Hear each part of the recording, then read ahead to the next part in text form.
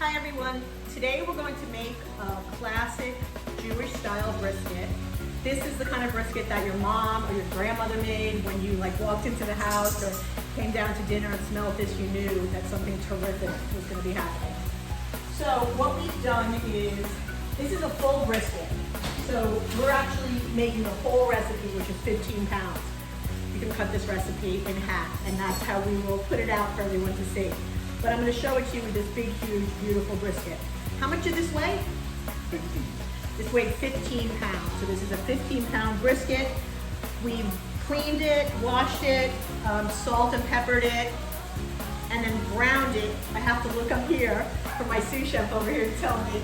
And then we browned it a little bit in a hot pan just to give it a little caramelization and a little bit of a crust on it. Then I took the onions, the carrots, I had parsnips, so I threw some parsnips in there, celery and mushrooms, and we're gonna saute that up.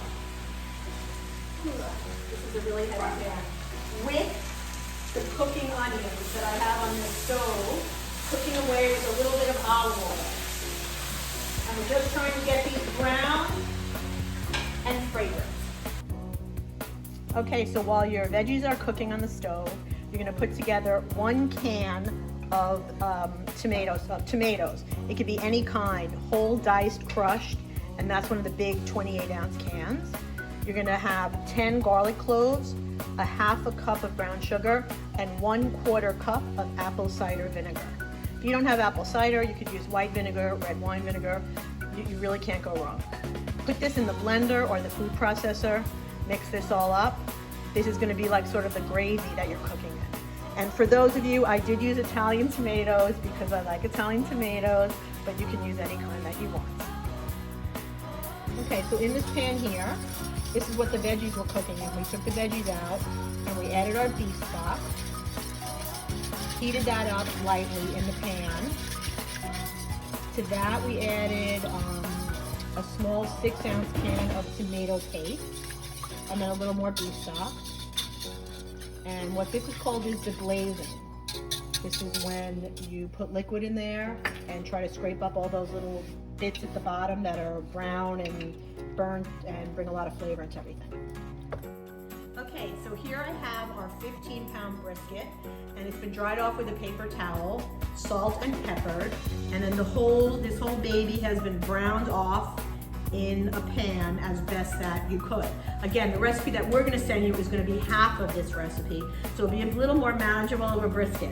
So this brisket is sitting in this big, huge roasting pan. If you notice, I didn't trim the fat on this brisket because this is what's going to help tenderize it and keep it nice and juicy and keep it from getting dry during the cooking process. It's a long cooking process. So we're going to cook this, believe it or not, for 1 hour per pound. 1 hour per pound. I'm looking up there at my sous chef. Thank you, sir. We will cook this for 15 hours entirely. 15 hours. So either you're going to start this really early in the morning. I'm starting it now. It's like 7 o'clock at night. It's going to cook throughout the night, and that's what's going to happen. So tomorrow morning. So again, also here I have the veggies that we cooked, and I have that awesome tomato mixture. So first I'm going to take this whole thing of hot veggies and put it down there. Move that all around. It's starting to have that smell, that grandmother's kitchen smell happening here. It's really nice. And then we have all of that juice from the tomatoes and all of that. You're gonna try to get as much as you can into it. You can save some to add later if you can't manage to get it all in here now. I'm gonna keep pouring a little more though. Okay, this is our final step before we put this big, beautiful brisket in the oven. Covering it with parchment paper, pushing the parchment paper right down into the liquid, and then making a huge tent of it with tin foil. Really seal that baby in there. And now again, this is going to go in the oven, 300 degrees for 15 hours. So Say bye-bye. Just like Bubby used to make. So this is the brisket after 12.5 hours of cooking.